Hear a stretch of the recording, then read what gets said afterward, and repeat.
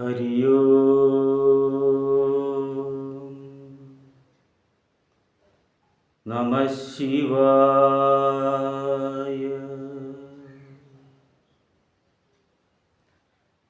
എല്ലാ സനാതന സാരഥികൾക്കും ശ്രീശങ്കര ഡിവോഷണൽ സെഗ്മെൻറ്റിലേക്ക് ഈ എളിയവൻ്റെ വലിയ സ്വാഗതം. നമസ്കാരം. ഇന്ന് ഞാൻ നിങ്ങളുമായി സംവാദം ചെയ്യാൻ ആഗ്രഹിക്കുന്ന വിഷയം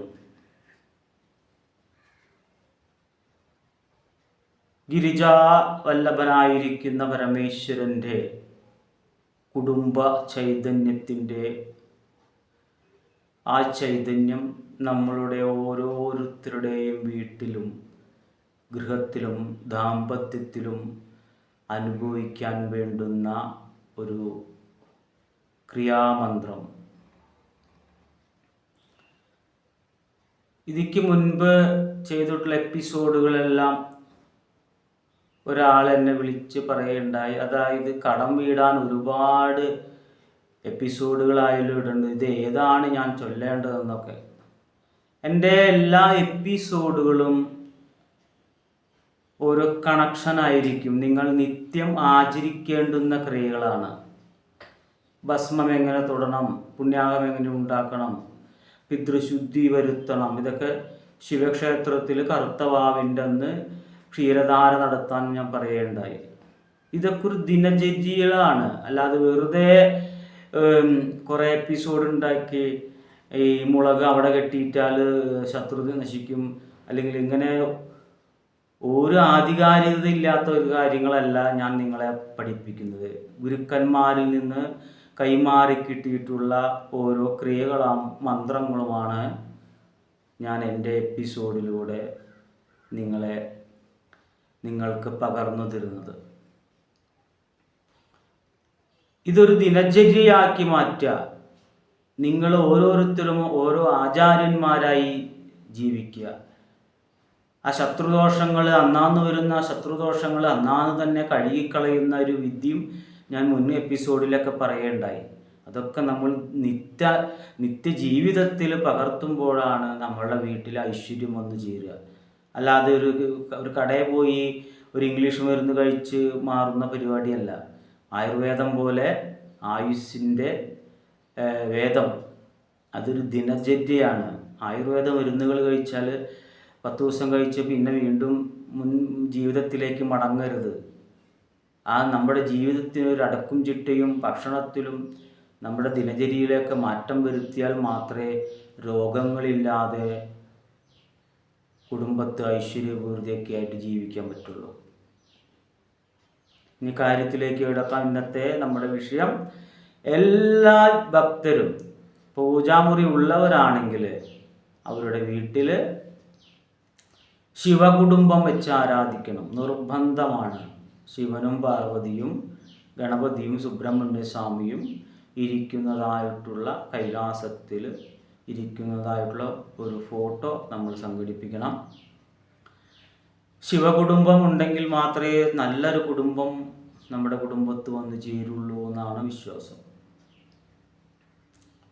ശിവൻ ആ ഫോട്ടോയിൽ സ്വർണ്ണാഭരണങ്ങൾ ഇട്ടിരിക്കുന്നതായി കാണാം. അങ്ങനെയുള്ള ഫോട്ടോ ആണ് നമ്മൾ തിരഞ്ഞെടുക്കേണ്ടത്. ശിവന് സത്യത്തിൽ നീല കളറൊന്നല്ല, പക്ഷേ നമ്മുടെ ആർട്ടിസ്റ്റുകൾ അതൊക്കെ നീല കളറൊക്കെ ആക്കി മാറ്റി വെച്ചിരിക്കുക. അതെന്തായിക്കോട്ടെ, ഏത് കളറായിക്കോട്ടെ, ശിവനും പാർവതിയും സന്താനങ്ങളോടുകൂടി ശിവൻ സർവാഭരണ ഭൂഷിതനായിരിക്കുന്നു, പാർവതി സർവാഭരണ ഭൂഷിതയായിരിക്കുന്നതായിട്ടുള്ള ഫോട്ടോ നമ്മൾ വരണം. എത്രയും പെട്ടെന്ന് സംഘടിപ്പിക്കണം. എന്നിട്ട് തുടച്ച്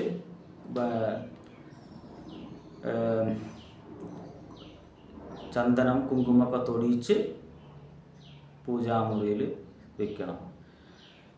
പൂജാമുറി ഇല്ലാത്തവരാണെങ്കിൽ ഹാളിലായാലും വെക്കാം. ഇത് വെക്കുന്നതുകൊണ്ട് മത്സ്യമാംസാദികൾ ഹാളിൽ വെച്ച് കഴിക്കാൻ പാടുമോ, അല്ലെങ്കിൽ അങ്ങനെയുള്ള ഇപ്പോൾ പിരീഡായ സ്ത്രീകളായാലും പോകുന്നതോട് കൂടെ അങ്ങനെ ഒന്നും അതിനൊരു വിഷയമില്ല. കുടുംബം എന്നതാണ് പ്രധാനം. വീട്, ആ വീട്ടിൽ ചിലപ്പോൾ മത്സ്യമാംസം കഴിക്കുകയായിരിക്കും, ഇന്ന ഭക്ഷണം കഴിക്കാൻ പാടില്ല എന്ന് ഒരു ഭഗവാനും പറഞ്ഞിട്ടില്ല. നമ്മൾക്ക് വിവേകമുള്ളത് കൊണ്ട് നമ്മൾ മറ്റുള്ളവരോട് തിന്നുന്നില്ല, അതാണ് അതിൻ്റെ സത്യം. അല്ലാണ്ട് ഇന്ന ഭക്ഷണം കഴിക്കാൻ പാടില്ല എന്നൊന്നുമില്ല. ഇന്ന രീതിയിൽ അതുകൊണ്ട് നമ്മൾ ആ ഫോട്ടോ വെച്ചിട്ട് നമ്മൾ ആ സന്ധ്യയ്ക്ക് വിളക്ക് വയ്ക്കുന്ന സമയത്ത് ഒന്ന് കാണിക്കുക. അത്രയും അത് വിഗ്രഹങ്ങൾ വെക്കുമ്പോഴായിരിക്കും കൂടുതൽ ദോഷങ്ങൾ വരിക. പക്ഷെ ഫോട്ടോ വെച്ച് ആരാധിക്കുന്നതുകൊണ്ട് ഒരു കുടുംബത്തിനോ ഒരാൾക്കോ ഒരു ഉപദ്രവവും ഉണ്ടാകുന്നതല്ല. അപ്പോൾ നമ്മൾക്ക് എവിടെയാണോ സൗകര്യം, പൂജാമുറിയിലാണെങ്കിൽ പൂജാമുറിയിൽ വയ്ക്കുക, അതല്ല ഹാളിലാണെങ്കിൽ അല്ലെങ്കിൽ ഇറയത്താണെങ്കിൽ സിറ്റ് ഔട്ടിലാണെങ്കിൽ എവിടെ വേണം, നമ്മുടെ ഭക്തിയാണ് അതിൽ പ്രധാനം. മറ്റൊരു കാര്യം ശ്രദ്ധിക്കേണ്ടതെന്ന് വെച്ചാൽ പരമേശ്വരൻ്റെ ഫോട്ടോയ്ക്ക് മുകളിൽ വേറെ ഒരു ദേവൻ്റെയും ഫോട്ടോ വരാൻ പാടില്ല. അതും കൂടെ ഒന്ന് ശ്രദ്ധിക്കണം. ഇത്തരത്തിൽ വെച്ചിട്ട് നമ്മൾ ഹാളിലാണെങ്കിൽ ഹാളിലായിക്കോട്ടെ, പൂജാമുറിയിലാണെങ്കിൽ പൂജാമുറിയിലായിക്കോട്ടെ വിളക്കൊക്കെ കൊളുത്തി ആഴ്ചയിൽ ഒരു ദിവസമെങ്കിലും നമ്മുടെ പൂജാമുറിയിൽ നെയ്വിളക്ക് എങ്കിലും കൊളുത്താൻ പറ്റുമെങ്കിലും ശ്രമിക്കണം. നെയ്യ്ക്ക് അത്രയും ഊർജമുണ്ട് എന്ന് പറയാം. ബാക്കിയുള്ള ദിവസങ്ങളിലെ എണ്ണ കത്തിക്കുക, അല്ലെങ്കിൽ ചൊവ്വ വെള്ളി ദിവസങ്ങളോ അത് നിങ്ങളുടെ സാമ്പത്തിക ഇതനുസരിച്ച് ചെയ്യാം.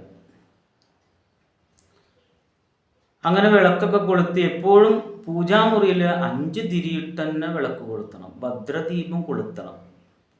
എങ്ങനെയാണ് ഭദ്രദീപം കൊളുത്തേണ്ടതെന്നൊക്കെ ഞാൻ മുൻ എപ്പിസോഡിലൊക്കെ പറയുകയുണ്ടായി. അതൊക്കെ ഒന്ന് കണ്ട് നിങ്ങളൊന്ന് ഫോളോ ചെയ്യാം, അത് അനുഗമിക്കാം.